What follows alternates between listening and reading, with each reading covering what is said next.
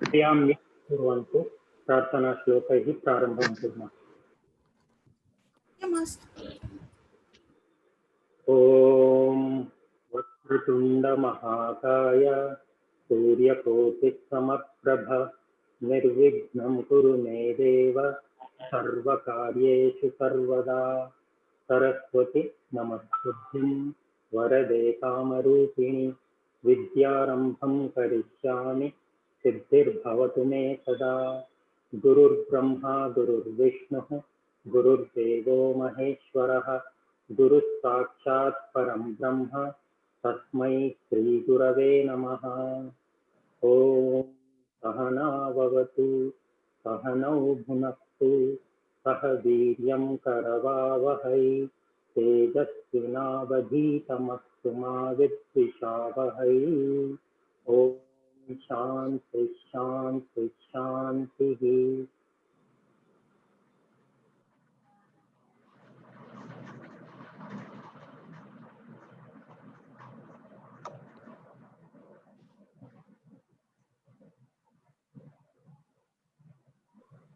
नमस्सर्वेभ्यः। गतकक्षायां वयं एकं सुभाषितं न पठितवन्तः। सुभाषितम् इदानीं पठामः, अनन्तरम् अग्रे गच्छामः। बालमहोदय अस्ति वा? बालमहोदय, आम्। Bala you are going to do the skit, right? Are you ready? Yeah. Huh? Okay, please go ahead, Mahodaya. Who?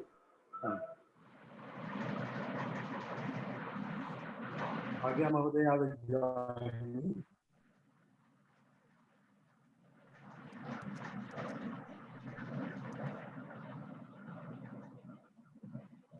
Bhagya Mahodaya, please unmute yourself. Yes. Bala Mahodaya, can you share your sloka, your skit on the screen? No, difficult, sir.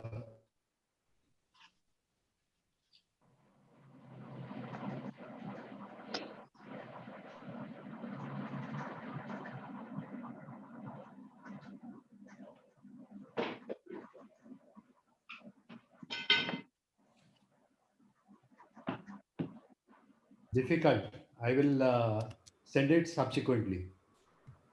Okay. Can we start, Bhagya? अस्तु प्रारम्भं कुर्वन्तु। नमो नमः भगिनी। सुप्रभातं महोदय। किम् आवश्यकम्? 1 kilo परिमितं शर्करा ददातु। अस्तु। 1 किलो परिमितं गोधूमचूर्णमपि ददातु। भवतु। पृथकम् अस्ति वा? आम्। कति आवश्यकम्? कति मूल्यम्? 40 रूप्यकाणि प्रति किलो परिमितं। कति ददामि? अर्ध किलो परिमितं ददातु। आम्। अनन्तरं भगिनी? पर्याप्तं भोः। संयोगः कः? 40, 50, 20, 10,100। साधु?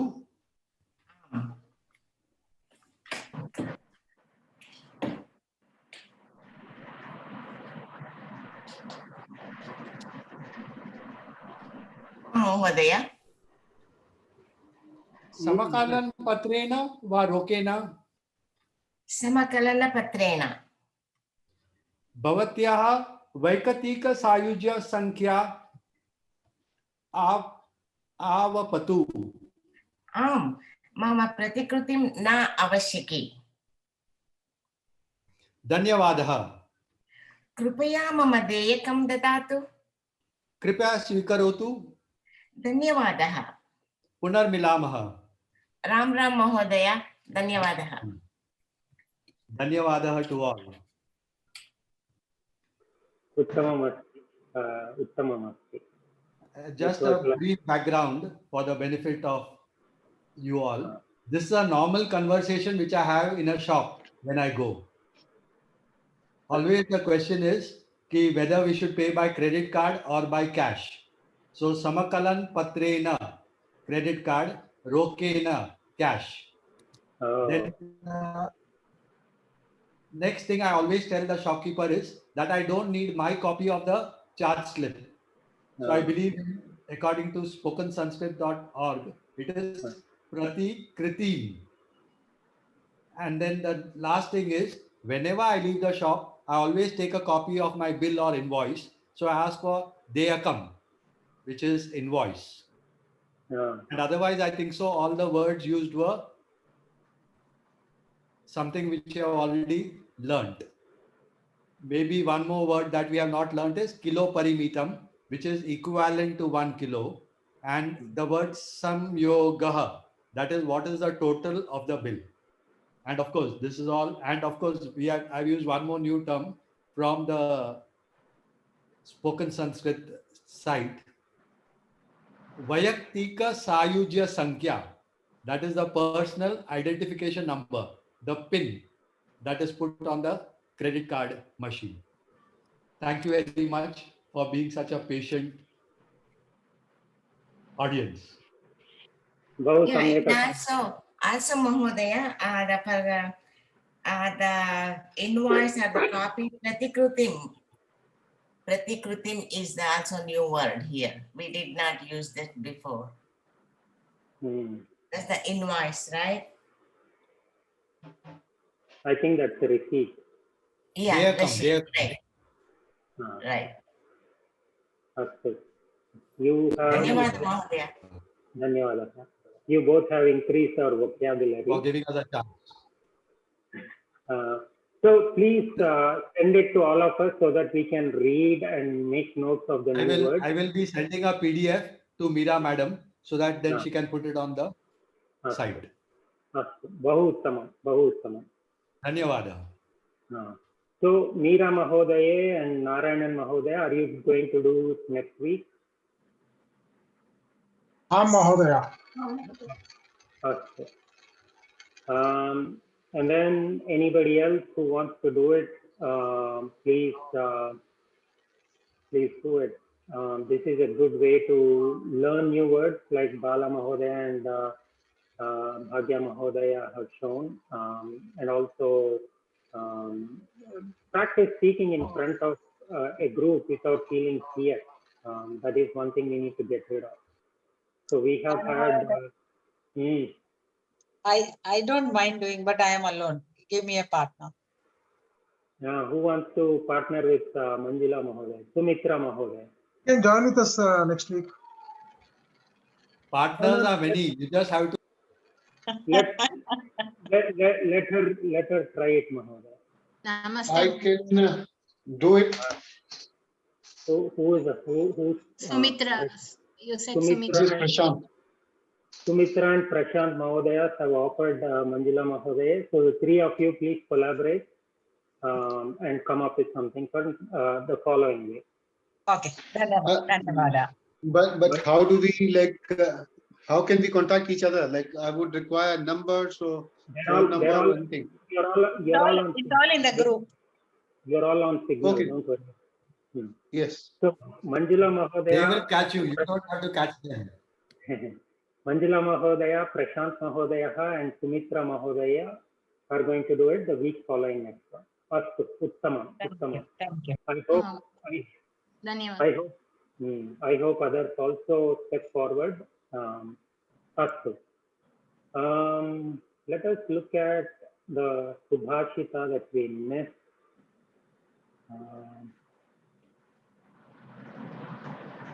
Can everybody see my screen?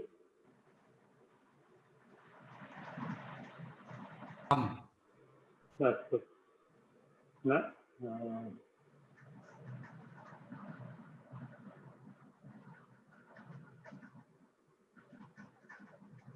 Okay. Narayanan Mahodaya, please read the first line.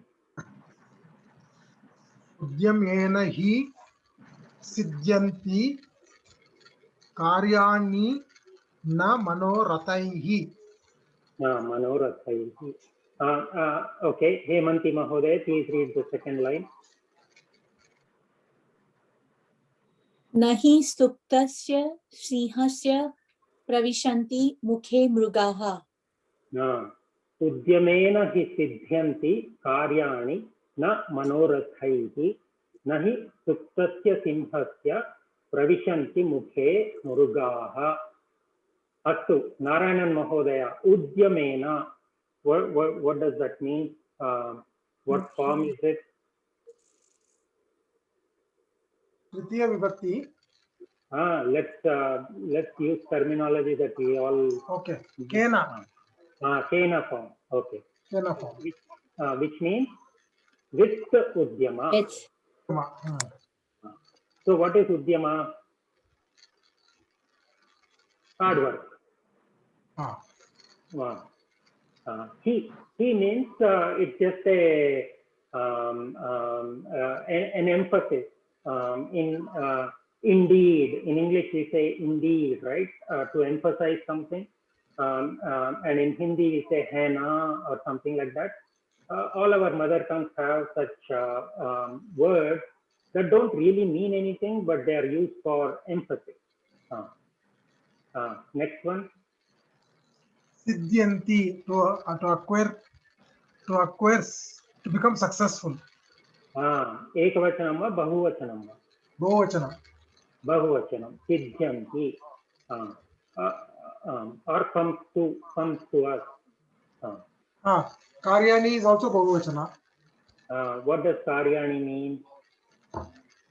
Karyani will mean successful. Siddhyanti karyani must be successful results or successful work. Karyam, ekavachanam is karyam, right? So karyam means work. Karyani bahuvachanam. Next. Na. Negation. Na. Manorathaihi. Manoratha is not enjoyable. Form aihi, taihi, aihi. Possessive. Of. Kena, ramena, ramaihi. So manorathaihi. What does that mean? With manoratha. By manoratha or with manoratha. Manoratha means wishing. So manas, our heart or our thinking takes the form of a chariot, that is manoratha. So manorathaihi, by desire. Uttamam, by desire. So udyamena hi siddhyanti karyani. By hard work only we acquire things, or we get the results of things, not with wishes or not just by desire. Astu, dhanyavadah. Hemanti Mahoday, let's try the second line. okay. Nahi suptasya. Nahi, na, hi, they are two different words. Yeah, nahi suptasya. So suptasya, sleeping. Suptasya is sleeping. So suptasya would be what form? We learned it, right? It's Ramasya, so that's Ramasya. right, yeah. Saptami. No. Of sleeping, right? Of sleeping, yeah. Ramasya. Yeah, of sleeping. Ramasya means what, Mahoday? Rams. Of Rama or Belong Rama. to Ram, right. Belonging to Rama. So suptasya, of sleeping. Next. Lion. So simhasya, of lion. Of lion. Yeah. Pravishanti, bahuvachana. Entering. Enter, bahuvachana, uttamam. Yeah. Mukhe, in mouth. in the mouth. Uttamam. Mrugaha, deers. Or animal, deers or Okay, any animals, kind of okay. animal. Ekvachanam va bahuvachanam. Bahuvachana. Bahuvachana. Mrugaha. Mrugaha. So if you, what would be the meaning of the entire second line? So animals do not enter in the mouth of a simha. What type of simha? Oh, on sleeping. Sleeping simha. So without hard work, without effort, just by desire, our whatever we desire will not get fulfilled. Just like a lion that is sleeping will not have, or the deer or the animals will not enter the mouth of a sleeping lion.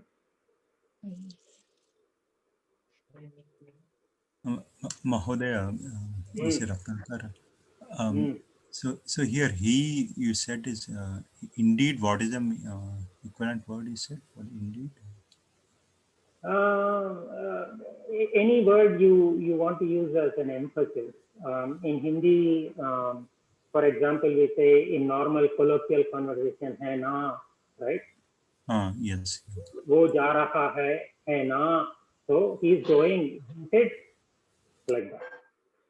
In Telugu, you would say kada, something like that. Yes. Can we say even the lion? Please ask again, Srividya. No. He, for he, we can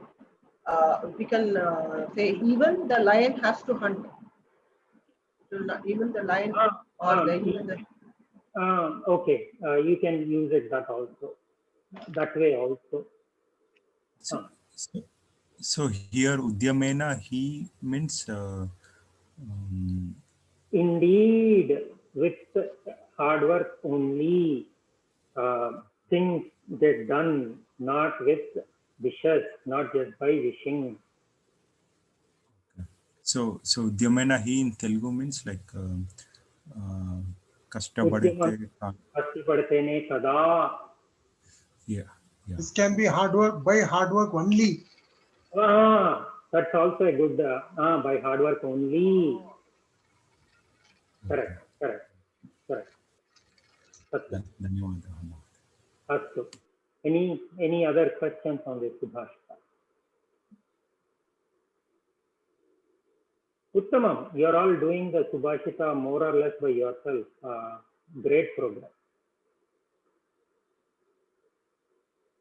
Astu. Any questions from last line?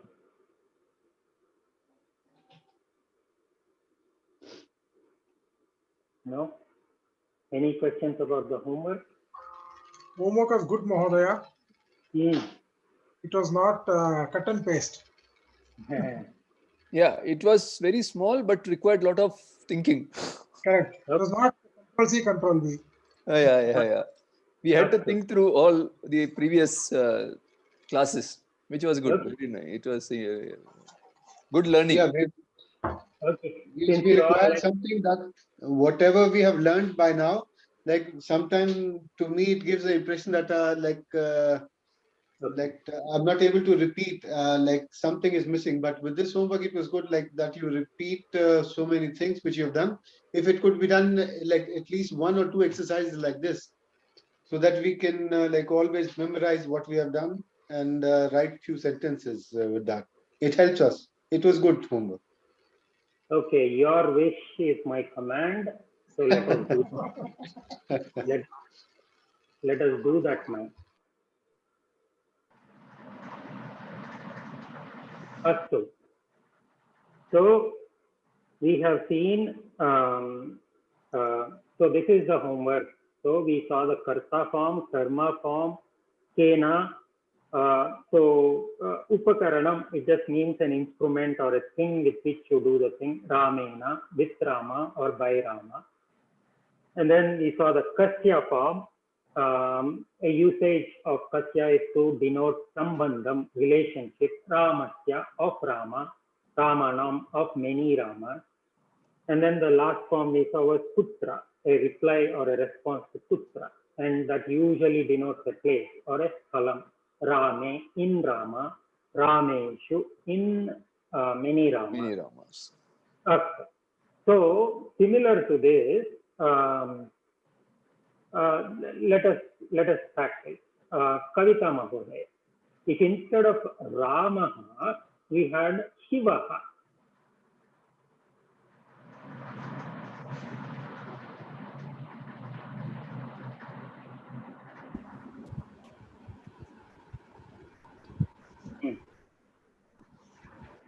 Ekavachanam, Bahuvachanam, Shivaha, Karta.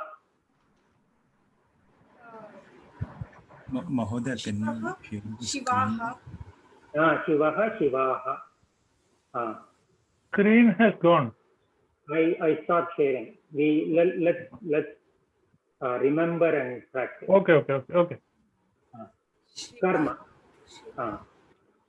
Karma. Shivam. Shivan. Shivan. Uttamam. By Shiva. Shivena. Shivaihi. Uttamam.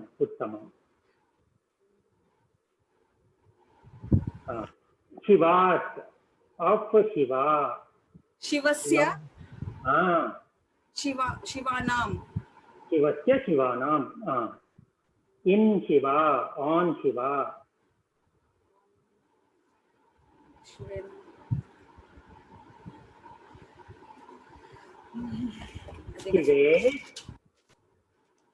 Rame, Rameshu. So Shive, Shiveshu. Shive. Uttamam. Chaitra Mahodaya.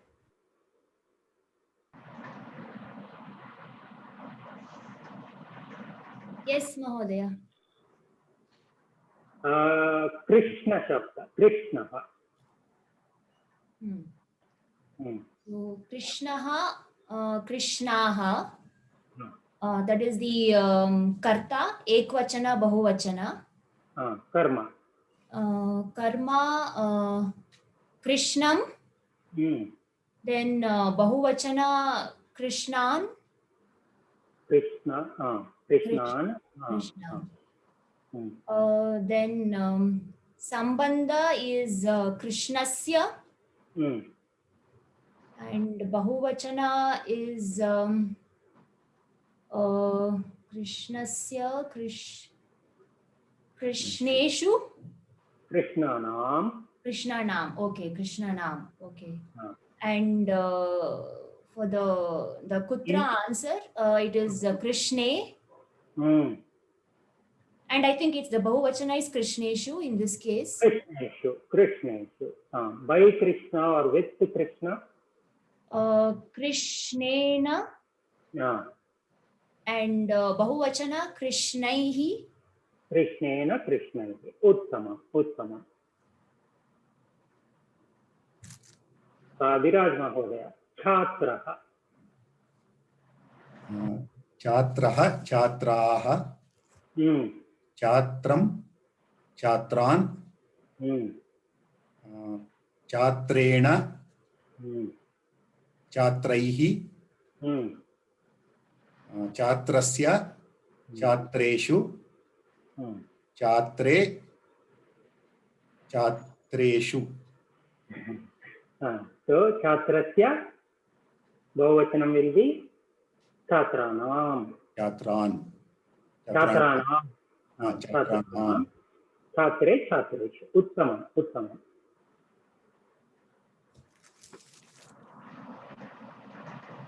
First, Vijayanina Mahodaya, you are the instigator, so you get the honor for doing the last word.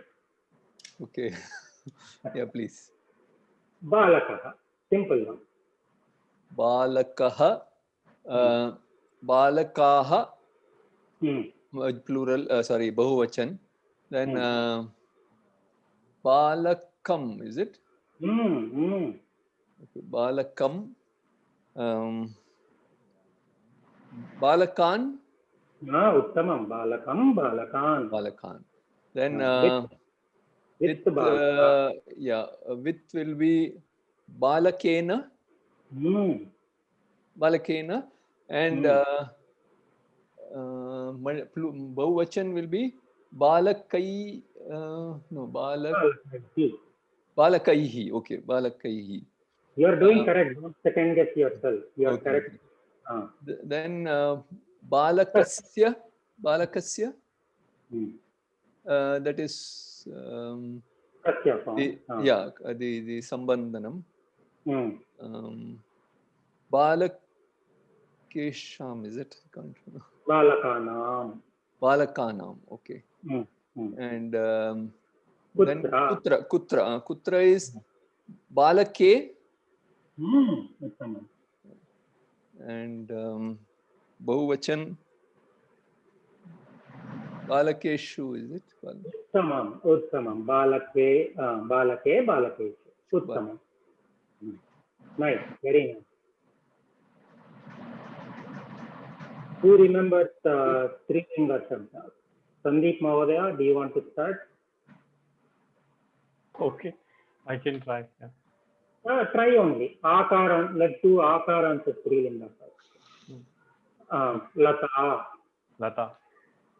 So Lata, Lataha, Latam, and Lataha again. Lataya, Lataya, Latabhihi. Uttamam. Then off form is Latayaha and Latanam. And I know the plural is Latasu. I'm thinking of singular is Latayaha. No. Latayam. Latayam. Sorry, Latayam. Uttamam. Latayam, Latatu. Uttamam. Sri Vidya Mahodaya.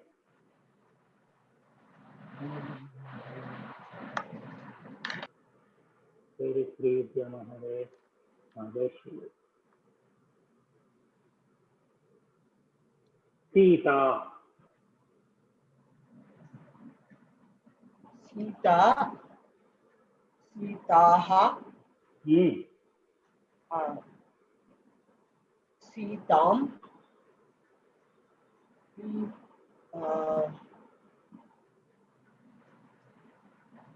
Sitaha. Sitaha. Sitaya. Sitayam. Sitaya, Sitabhihi.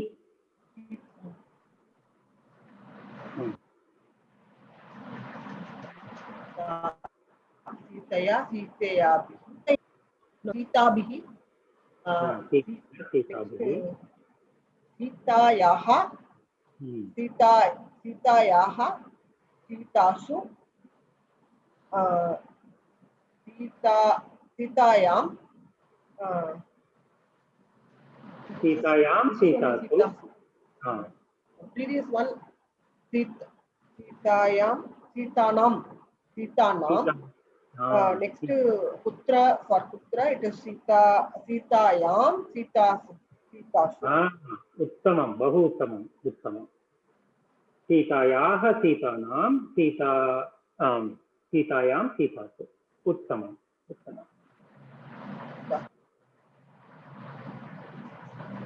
Hemanti Mahodaya.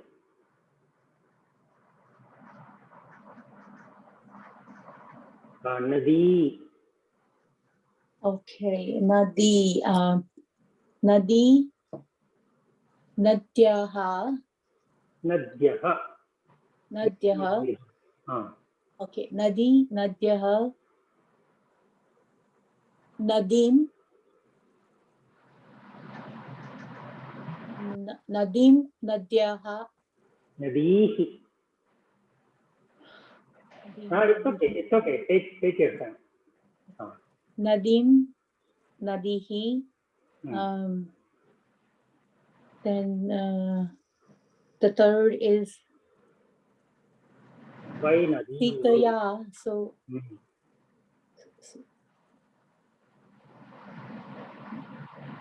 नद्याः नद्या नद्या नद्यभिः नदीभिः नदीभिः नदीभिः नदीभिः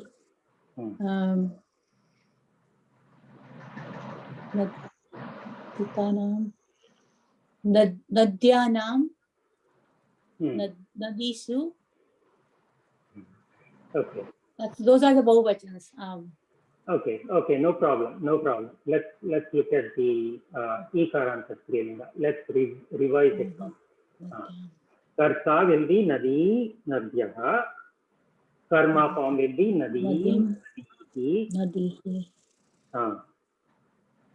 Nadya, Nadibihi, Nadyah, Nadinam, Putra is Nadyam. and Nadyam, Nadishu. Sure. Nadyam, Nadishu.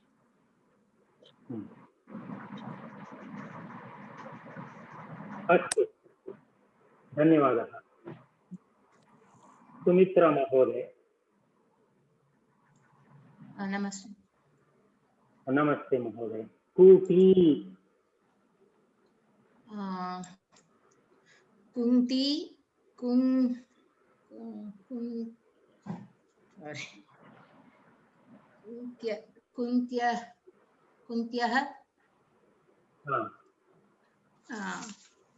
कुन्त्यः कुन्तीं कुन्दिः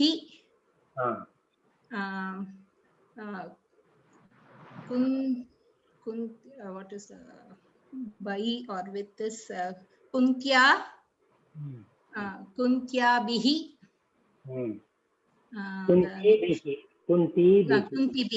kuntibihi. Next one is shashti vibhakti kuntyah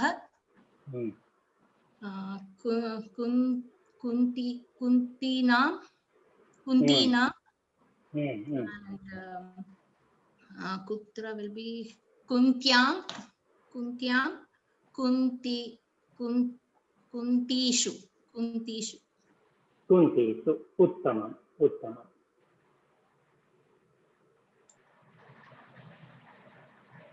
Meera महोदय.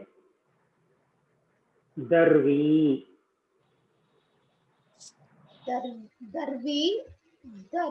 दर्व्यः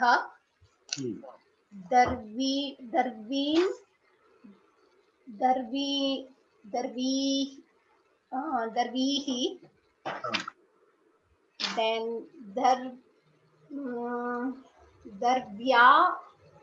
दर्वीभिः दर्व्याः दर्वीनां and दर्व्यां दर्वीषु. उत्तमं, बहु उत्तमम्.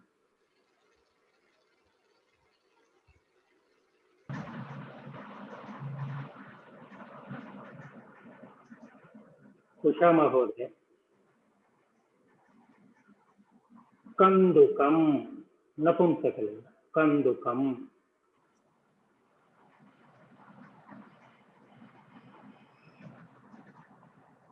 Sorry, kandukam, kandukani.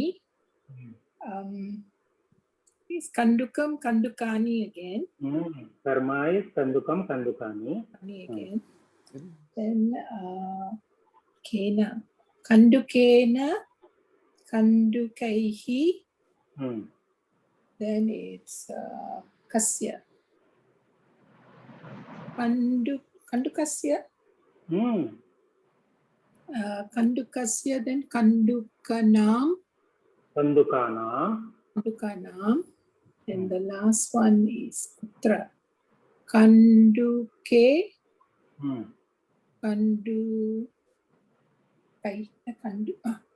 Kandukeshu. उत्तमं. कंदुकेषु. उत्तमम्.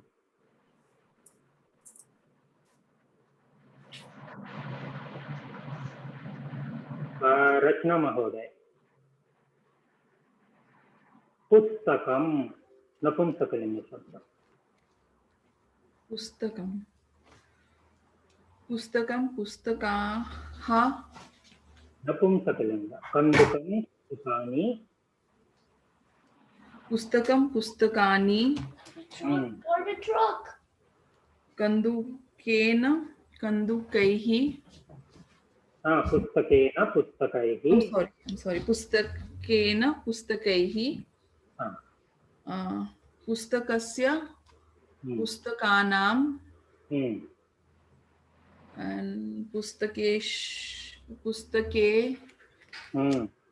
Pustakeshu. Uttamam. What about the karma? Karta, you said pustakam, pustakani. What about the karma form?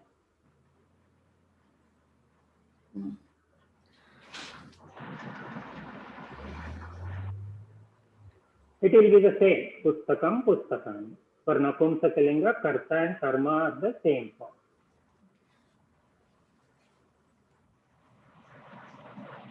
Yes. Phalam, phalani, phalam, phalani. Karta and karma are the same. Kena will be phalena, phalaihi. Kasya will be phalasya, phalanam. And then putra, phale, phaleshu.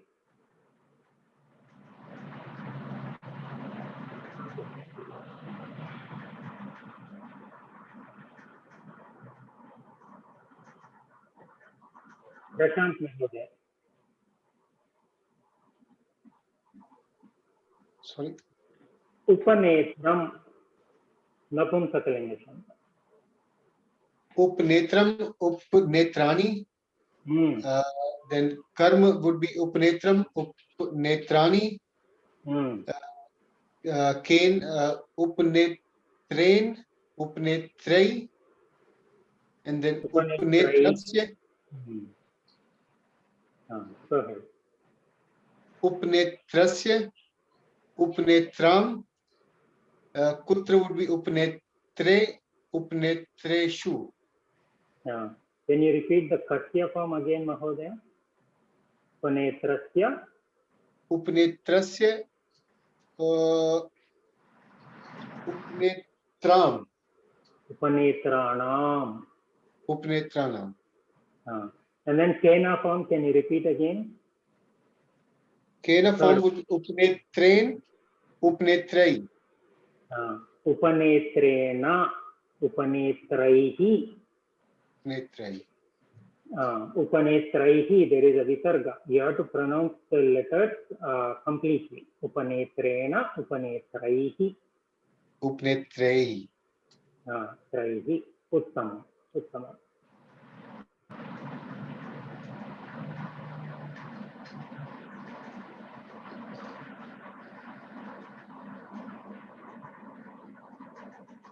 Manjula Mahodaya.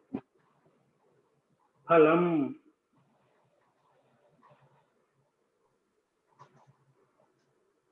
Phalam, phalane, phalena, phalana, phalenaihi.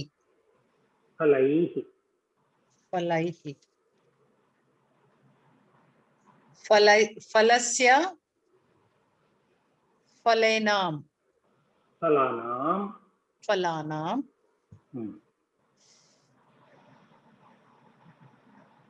Phalesya, phalanam. Phalena, phalaihi. Phalena, phalaihi. Uttamam. Putra, where on the fruit or in the fruit. How would you say that? Say again, Mahodaya. So what will be a response for putra? If you want to say in the fruit or on the fruit. Putrena or kutrasya.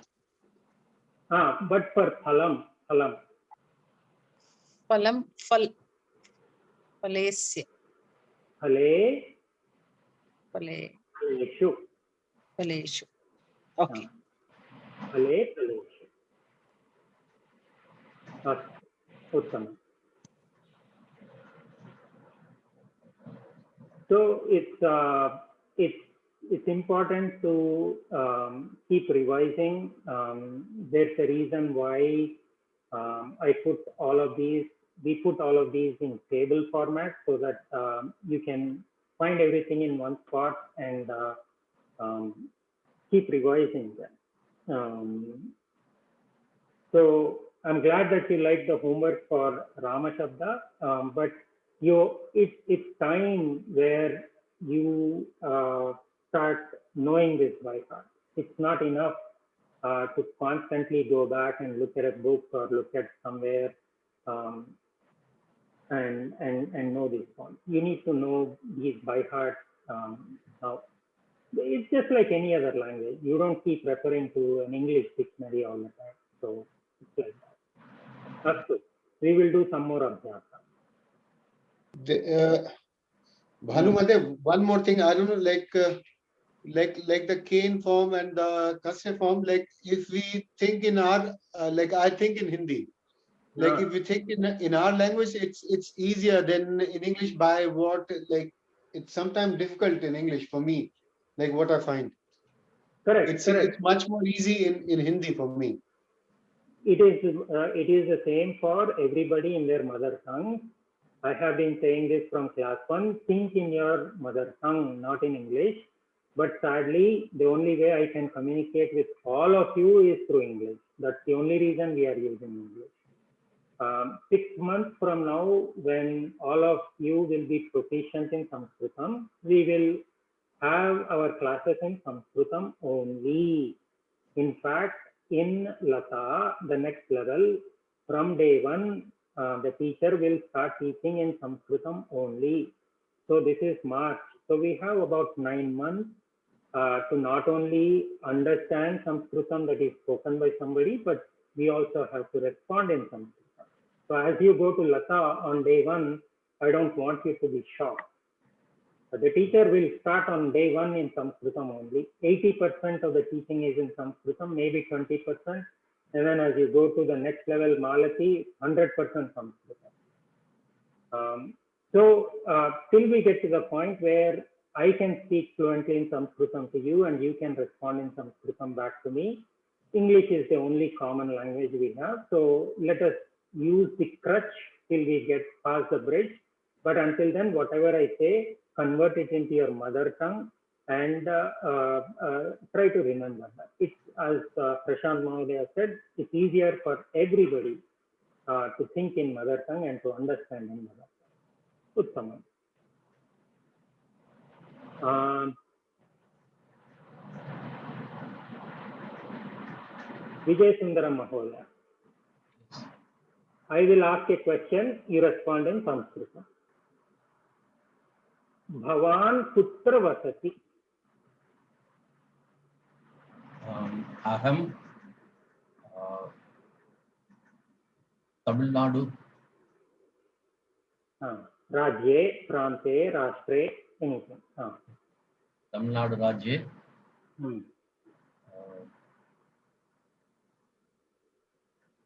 Living Hyderabad. What was the question I asked you? Bhavan kutra vasati? Vasati. Vasati. So, Okay. So aham Chennai Vasami. Vasami. Chennai Nagare Vasami. Chennai Nagare Vasami.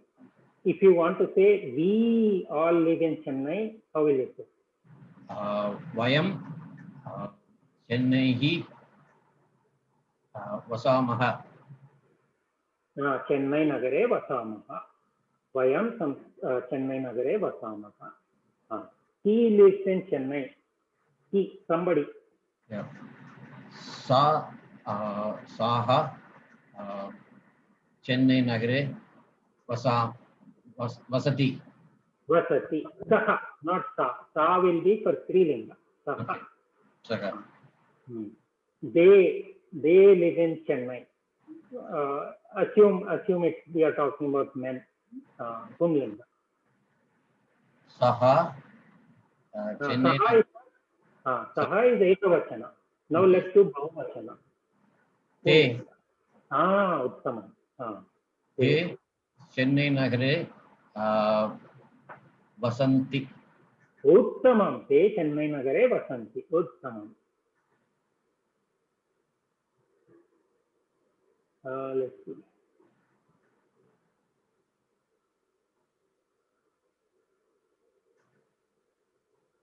Bhagya Mahodaya.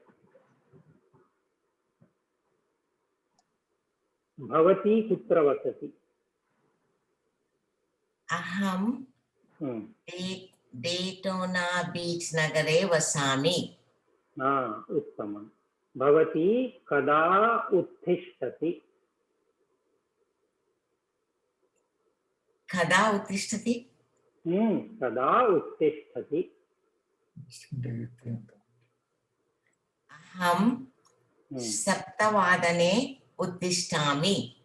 उत्तमं। We get up at 7 o'clock. How do you say that? We get up. कृपया 7 उत्तिष्ठतु.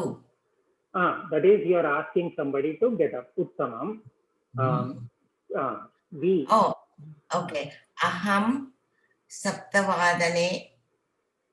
Aham is over. Bahuvachanam. We, the three of us. Vayam 7 uttishtamaha. Vayam 7 uttishtamaha. So you said Bhavan 7 uttishtatu. Uttamam. That is ekavachana. If you are addressing, if you are telling many people, how would you say that? Bhavatyaha 7 uttishtantu. Uttishtantu. Bhavatyaha. Is that for? Bhavatyaha. I'm sorry. Bhavatyaha. Strilinga, right? Strilinga. If it was Pullinga, if you are addressing many men. Bhavati. Bhavan. Oh, I forgot. Bhavataha. Bhavantaha. Bhavataha 7 Bhavantaha 7 uttishtanti. Uttishtantu. You are oh, I'm sorry. Uttishtantu. Repeat it again. This time. Bhavataha 7 uttishtantu. Uttamam.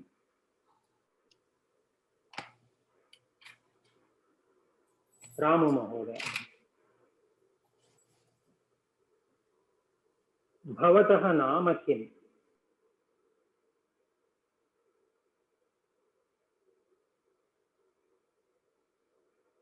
Ramu Mahoday, can you hear me? Mama Nama Ramachandraha. Mama Nama Ramachandraha. Ask somebody what his name is. Pumlinga. Bhavan Tava Nama Kim.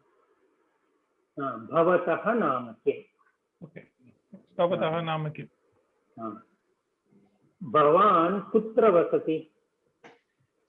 Aham Coimbatore Nagare Vasami. Uttama. Idanim Samayah Kaha. Idanim Ratri Navvajane. Navavadanam. Navavadanam. Navavadanam. Ratrau Navavadanam. Ratrau Navavadanam. Uttamam. Uttamam.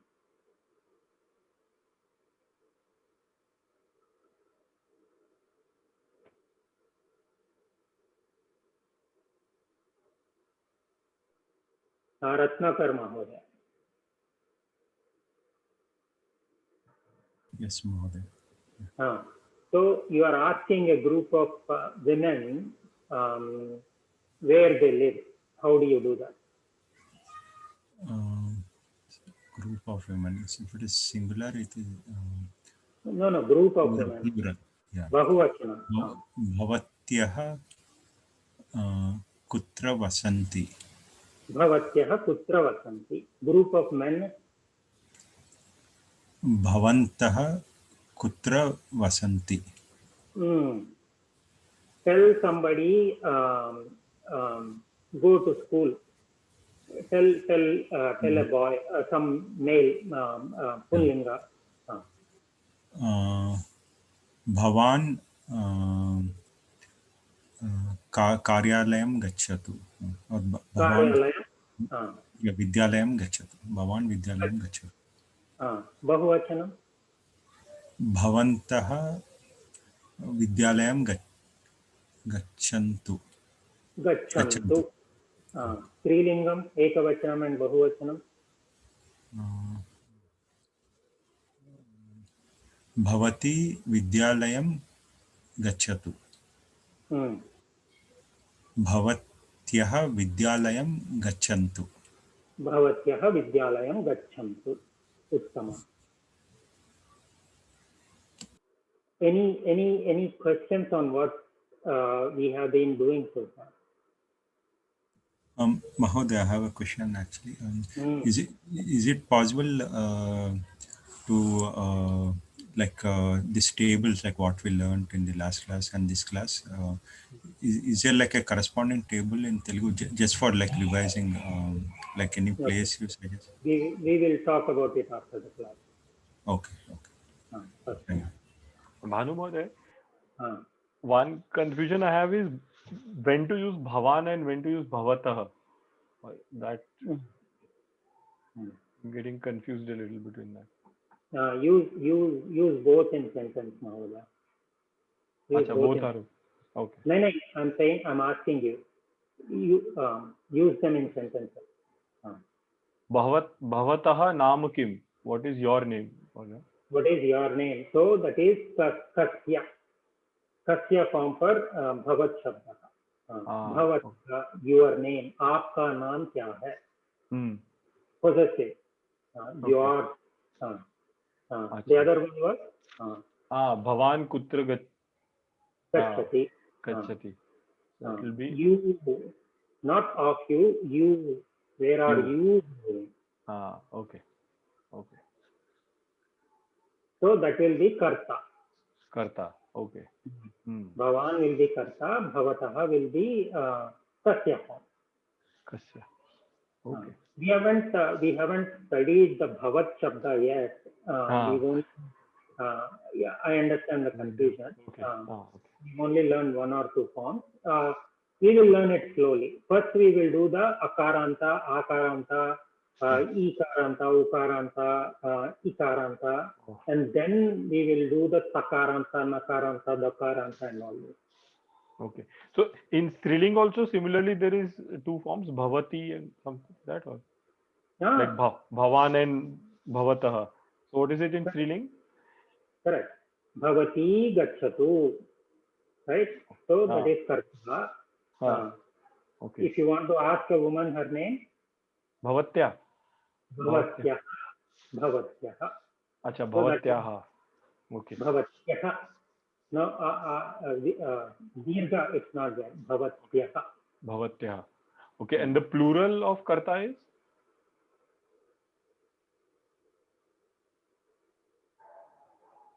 Bhavatyaha. Okay, I made a mistake. Bhavati, Bhavatyaha, Bhavatyaha namakim. Kasya form will be Bhavatyaha. You're right. Yes. Okay. Like it's in Ramayaha. Like Ramayaha. Okay. Okay.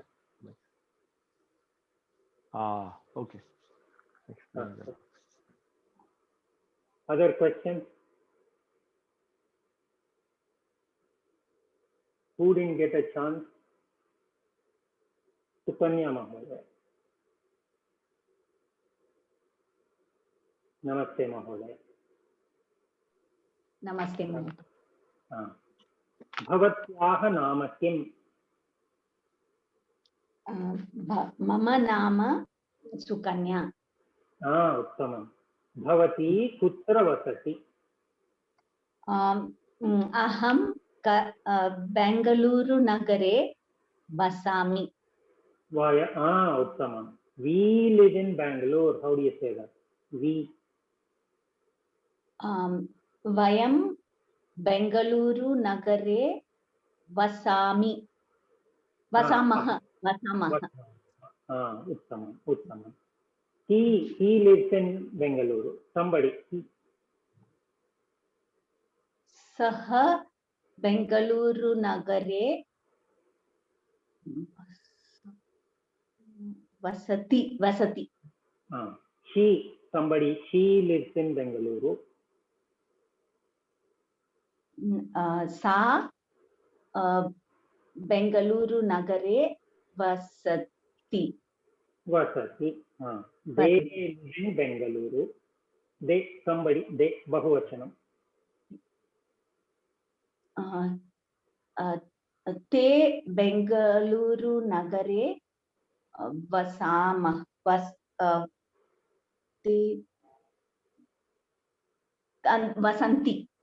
Vasanti.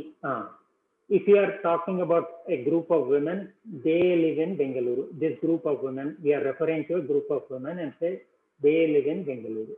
So you said te Bengaluru Nagare Vasanti, that is for group of men. Pumling. Okay. So now if you want to say about a group of women, they live in Bengaluru, how would you say that?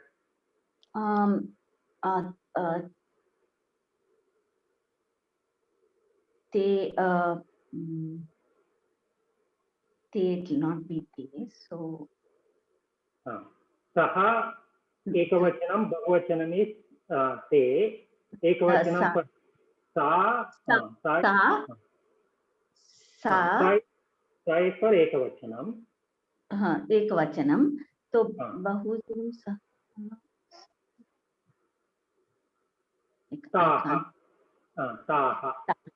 Saha Bengaluru Nagare Vasami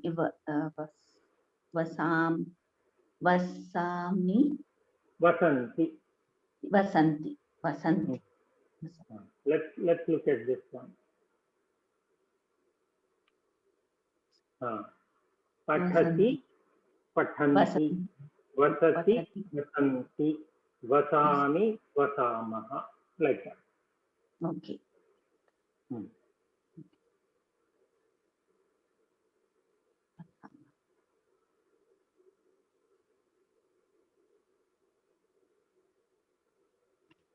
Ramesh Mahoday.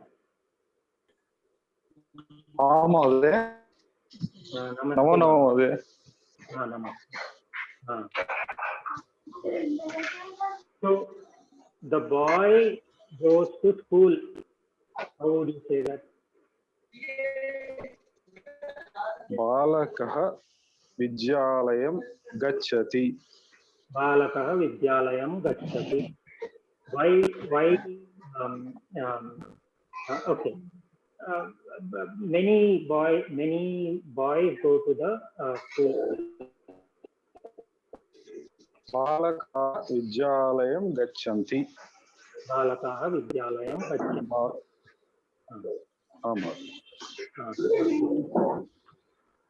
Many girls. There's a lot of feedback. I will mute you, Mahosa. There's a lot of noise coming. Okay. Usha Mahoday.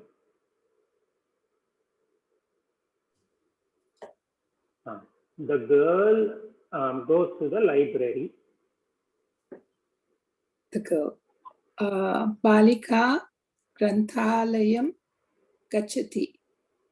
Many girls, bahuvachanam, they go to the library. Balikaha Granthalayam Gachanti. Many girls go to many libraries. Balikaha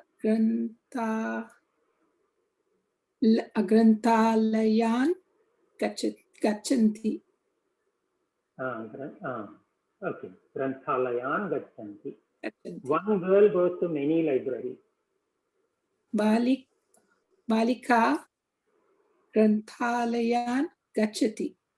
Gachati. Uttama. So the kriya, the vachana of the kriya depends on the vachana of the karta. It has nothing to do with the vachana of the karma. Uttama.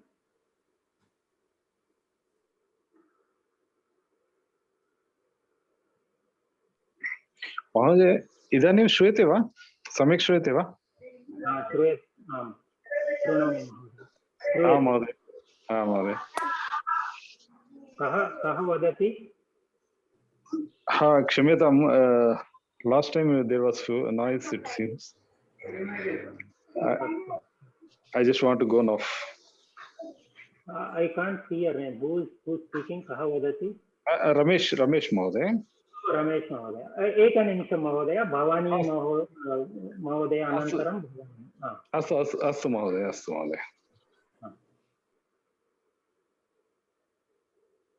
Bhavani महोदय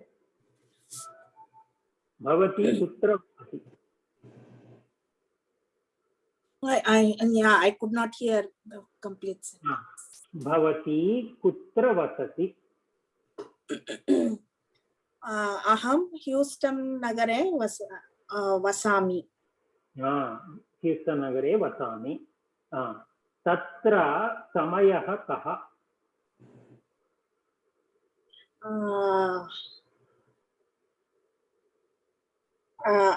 Atra samayah atra pratakala sapada dashavadanam. Say it again. Pratah what? Pratakalaha.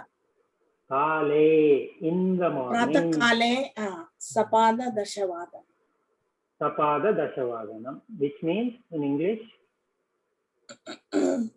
The time is, it is morning time, 10:30 a.m. So 10:30 is sapada or something else? Oh, 10:15, sorry. So 10:30 will be? 10:30 would be pratakale sarda dashavadanam. Uttamam. Pratahkale sarda dashavadanam. Uttamam.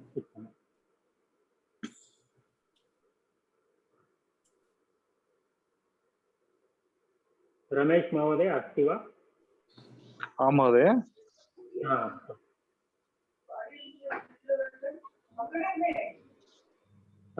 How would you say to a boy, go to school? You go to school. Balakah Vidyalayam gacchati. You are asking, you are telling him, you are commanding him to go to school. Oh, okay. He Balakah Vidyalayam gacchantu. Ekavachanam. He Balak Vidyalayam gacchatu. So let us say you are talking to your colleague, a male colleague, and you are telling him to go to office.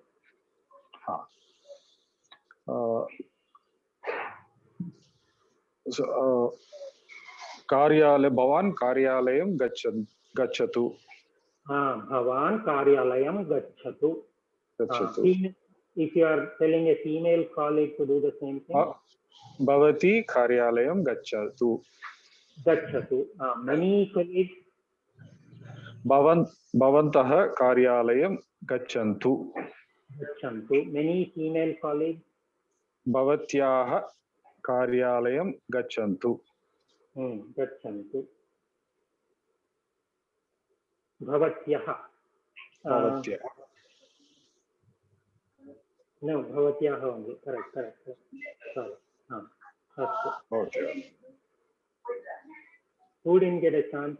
Did everybody get a chance? No, I didn't. Oh, sorry, Surendra Mahodaya.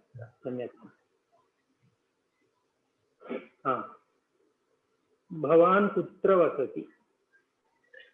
Aham Pune nagare vasami. Uttamam. Tatra samayah kaha?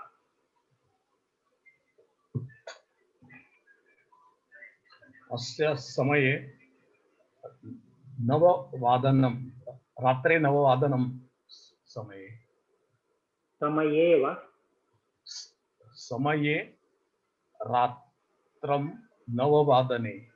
Samaye means what? In time, right? Simple sentence. Samayaha. Samayaha Navavadane. Ratrau Navavadane. Navavadane means at 9 o'clock, right? Yes. Navavadanam. So here the time is 9 o'clock. So how would you say that?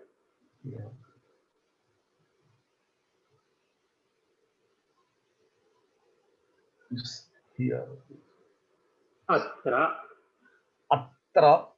Navavadane Navavadanam.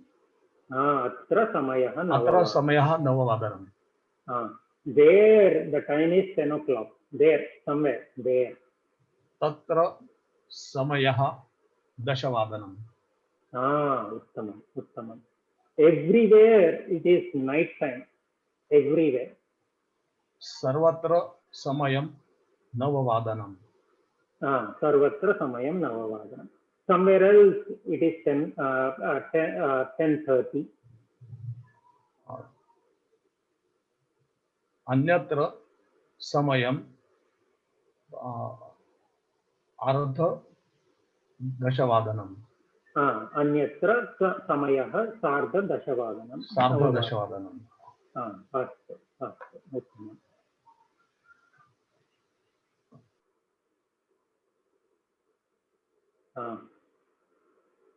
what else did we cover that we haven't reviewed?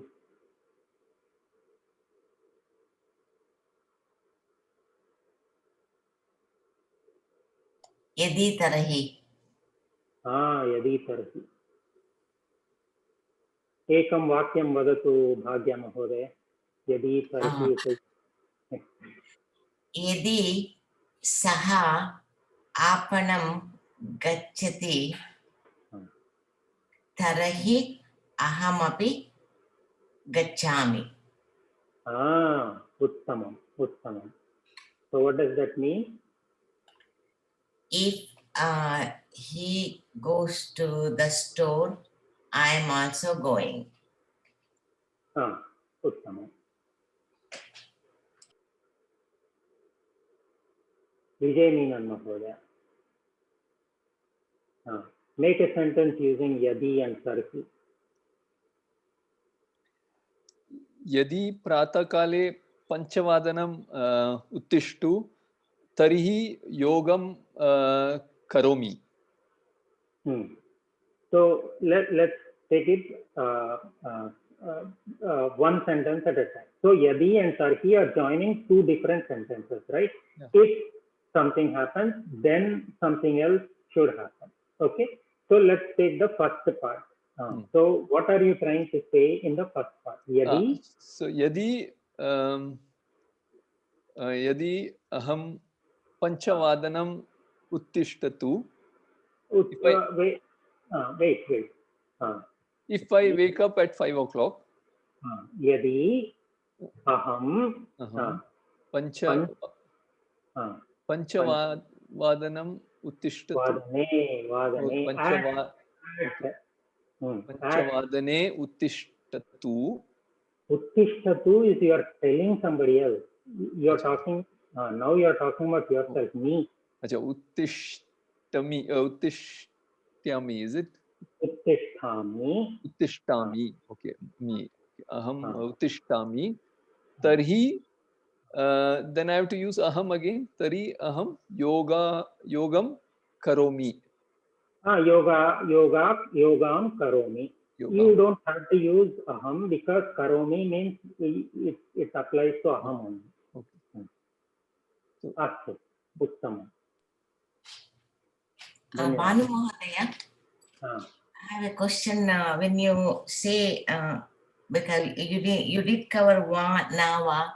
But when you, if I want to use va, say pashyatu va or pashyati va, how do you say that? Pashyati va. So pashyatu means you are telling somebody, do this. You do this. There is no scope for va or where or anything else. You are telling you do this. So pashyatu.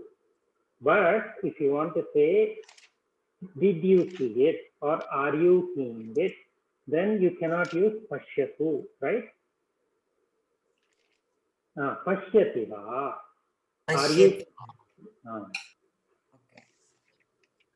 No, if you say saha, now how do you say that you have you seen the elephant? Bhavati eva prayatnam karotu. Okay. Saha gajam pashyati va. But you are asked, did you see the elephant, right? Oh, okay. Bhavati gajam pashyati va. Bhavati gajam pashyati va. So the ajna or partana I need to use only if you are telling somebody to do something. Do something. You see the elephant. Bhavati gajam pashyatu. You please see the elephant. Or if it's a child, you see the elephant. Okay. All right. Then the answer, whatever the na, na pashyatu or whatever, something like that, right? Gajam na pashyatu or ma pashyatu. Do not see the elephant. Close your eyes. Do not see the elephant. Okay. Well, according to my table, you covered everything. We didn't cover Bhavishyat Kala. And this one also, the Vishesha Rupani. I put a note here. Vishesha Kriya Padani Uttama Purushe, Karma Padam Pratama Purushe. I do not know why. I haven't gone through that. We will do that. Meera Mahoday.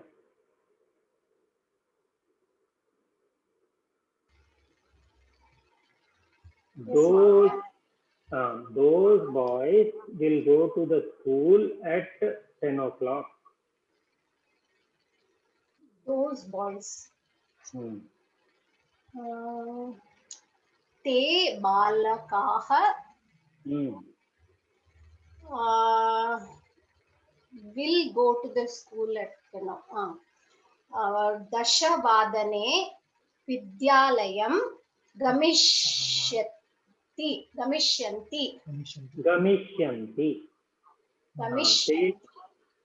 balakaha dashavadane vidyalayam gamishyanti. So the trick is, first, as soon as you identify the karta, immediately do the kriya. That way you will not get confused whether it is gamishyati or gamishyanti. Balakaha karta, so it has to be bahuvachanam. Kriya padam has to be bahuvachanam. So it cannot be gamishyati. It will have to be gamishyanti.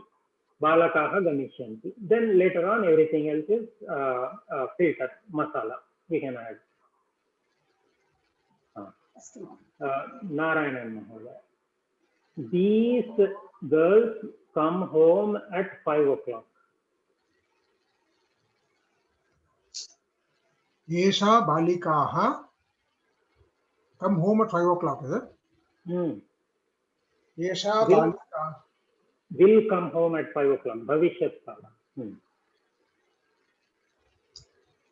Yesha balikaha Panchavadane Agamisyanti. Come home. Grihe Agamisyanti. There's a reason I asked. Is it Grihe? Griham. Why Griham and not Grihe? Grihe is in the house. Yeah. Because Gachati Gamishyanti. They come in to the house. So remember, Gachati, Agachati, Gamishyati, Agamishyati, anything to do with going or coming, it's a special case. You cannot say Gruhe or Vidyalaye. It has to be Gruham, Vidyalayam. Karma form. It's a karma form. Was it Balika? If Balika, it should be Etaha. Etaha Balikaha. Etaha Balika. Okay, I was not paying attention to that. I was seeing whether he was going to say Gruhe or Gruham. I used Eshaha. Etaha.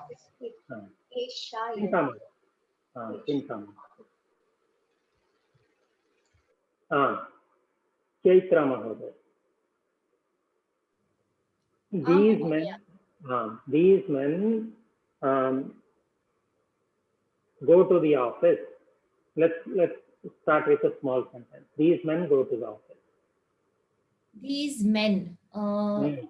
Ete Purushaha Ete purushaha. So go is the kriya. Gachanti. Gachanti. Okay. So ete purushaha karyalayam gachanti. Ete purushaha karyalayam gachanti. Why karyalayam and not karyalaye? Because karyalaya is in or on the office, but they are going. So it's karyalayam gachanti. Karyalayam gachanti. The other reason is whenever you have gacchati, agacchati, you have to use the karma form. So, Viraj Mahodaya, let us build upon that. These men go to the office at 10 o'clock. Will go, bhavishyat.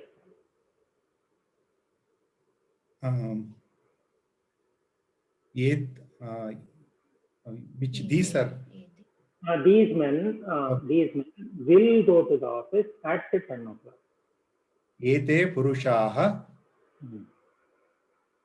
karyalayam dashavadane gacchati. Will go, bhavishyat. Ete purushaha dashavadane karyalayam gamishyati. Gamishyati purusha. So as soon as you identify karta, please keep in mind what will be the kriya. Otherwise you will go wrong. As you keep adding more and more words, we will make mistakes. It's a common mistake. So immediately, as soon as you identify karta, identify the kriya. You will get the correct vachana. So let us add to that. These men will go to the office tomorrow at 10 o'clock. Ete purushaha karyalayam shvaha dashavadane gamishyanti. Uttamam, uttamam. Bala Mahodaya.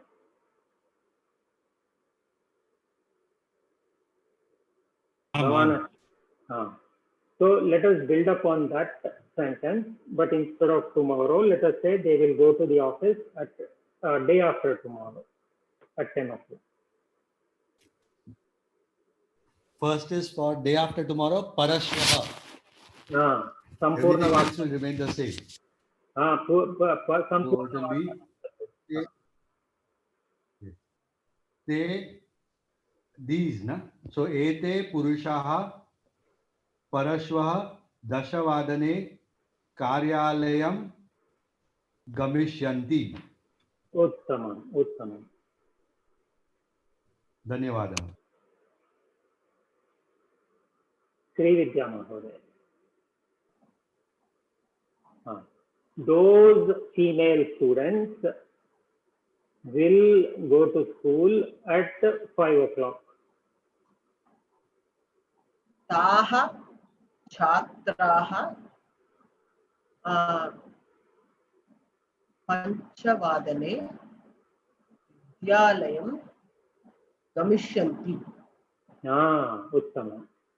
Uttamam.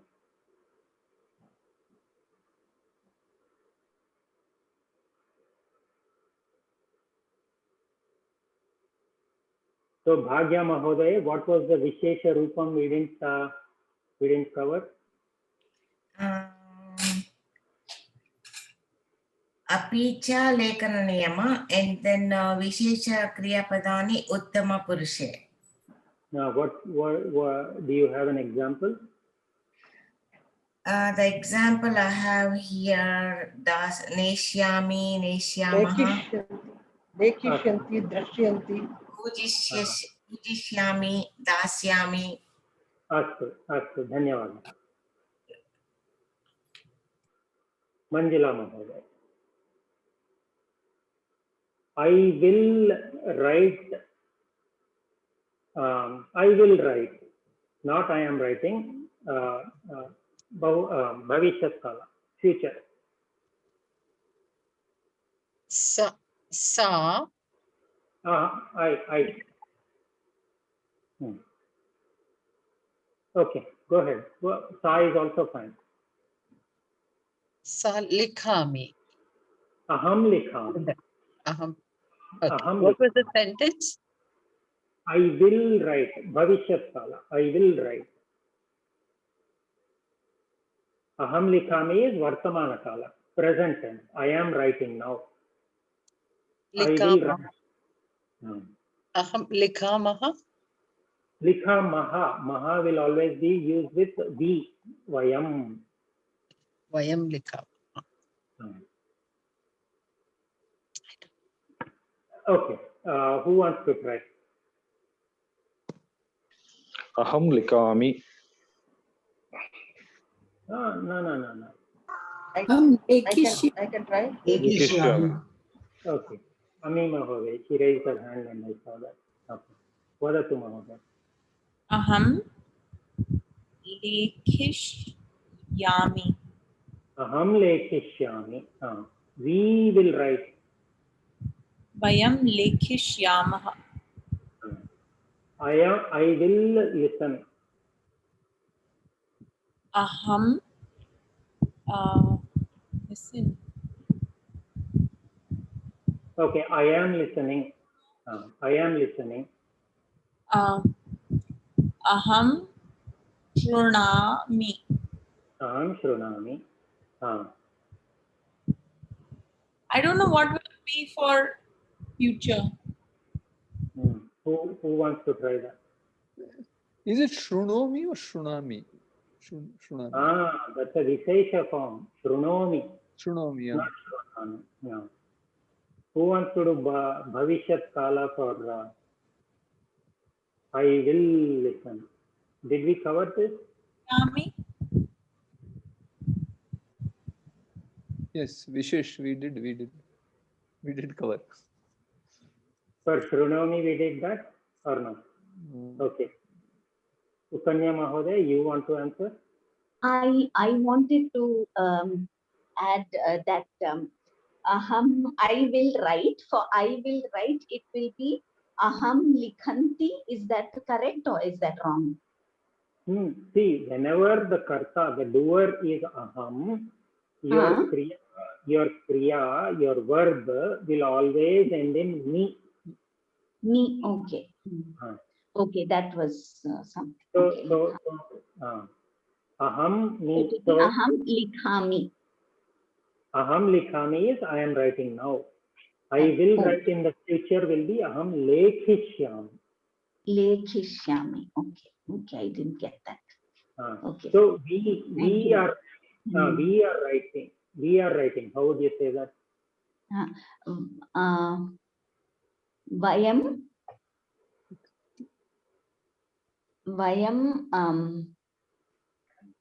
likhamaha. Likhamaha. Vayam likhamaha. So the way to remember it is, if the karta, if the doer is aham, your kriya will always end in ni.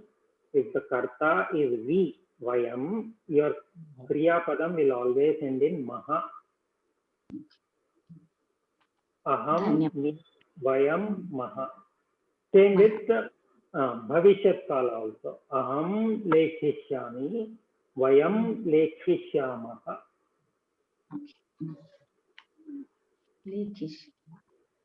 Got it. Dhanyawad Mahoday. Rachna Mahoday.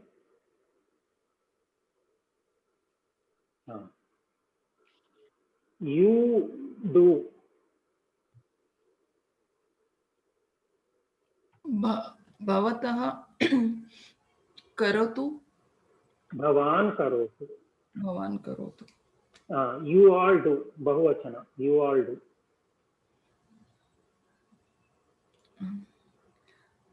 Saha karotu. No, saha is he. Somebody.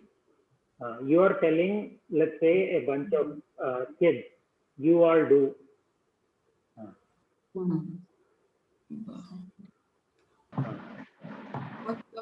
Is singular, right? Bhavan is ekavachana. Bhavantah. Bhavantah karotu. Kurvantu. Kurvantu. Karotu kurvantu. You listen, ekavachana. Bhavatah shrunotu. Bhavan shrunotu. Bhavan bhavantah. Bhavan bhavantah. Bhavan is ekvachana. Ekavachana, male, pumlinga. Bhavantah bahuvachana pumlinga. Bhavati ekavachana strilinga. Bhavatyah bahuvachana. So you listen will be Bhavan. Bhavan shrunotu. You all listen, bahuvachana. Bhavantah shrunvantu. Uttamam. Shrunvantu. Shrunvantu. That's a Vishesha form. Vishesha, special form. Shrunotu, Shrunvantu.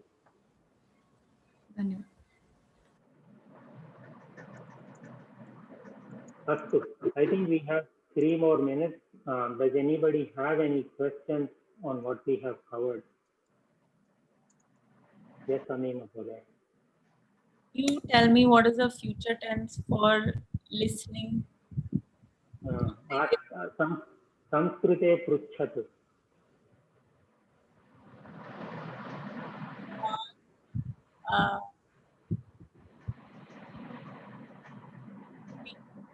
कृपया वदतु कृपया भविष्यत्कालः शृणोति किं वदतु No, can we say shruna, because it is of shrunavantu, no? No. Okay. I was trying to discourage from using words like future tense, plural. I was trying to encourage her to use the Samskrita terms for those. See, when I say Bhavishyat Kala, you should immediately grasp it. If you translate it into English and say future tense, it adds an unnecessary layer, right? So I was trying to encourage her to use Samskrita terms. कृपया भविष्यत् काले शृणु शब्दः वदतु शब्दस्य रूपाणि भविष्यत्कालरूपाणि वदतु भविष्यत्कालरूपाणि वदतु अस्तु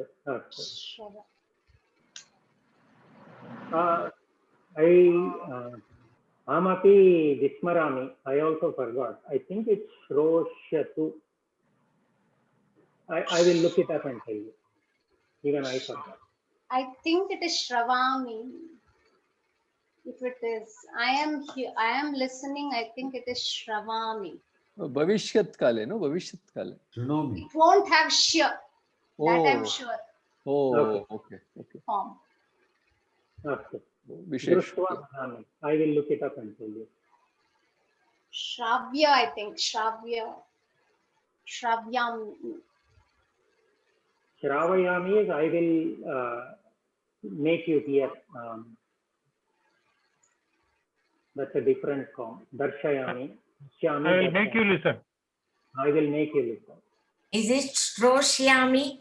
I think Stroshyami. I think it's Stroshyami. I will. Because I have wrote for Stroshyati, so I thought it has to be Stroshyami. That is what even I am thinking, but I will confirm. Okay. Banu Mahodaya, विभक्ति विषये किञ्चित् विवरणं करोतु. अनन्तरम् अग्रिमकक्षायां विभक्ति पठिष्यामः. In 3 or 4 more classes we will start with this. Is it like dashyami Mahodaya? Shoshyami? I think so, Mahodaya. I think. Yeah. Amam. Astu Mahodaya. Dhanyawada. धन्यवादः। अस्तु, समयः जाता, वयं मङ्गलश्लोकैः समापयामः। कृपया म्यूट् कुर्वन्तु। ॐ पूर्णमदः पूर्णमिदं पूर्णात् पूर्णमुदच्यते पूर्णस्य पूर्णमादाय पूर्णमेवावशिष्यते। ॐ शान्ति शान्ति शान्तिः। हरिः ॐ श्रीगुरुभ्यो नमः। हरिः ॐ। धन्यवादः। धन्यवादः। धन्यवादः।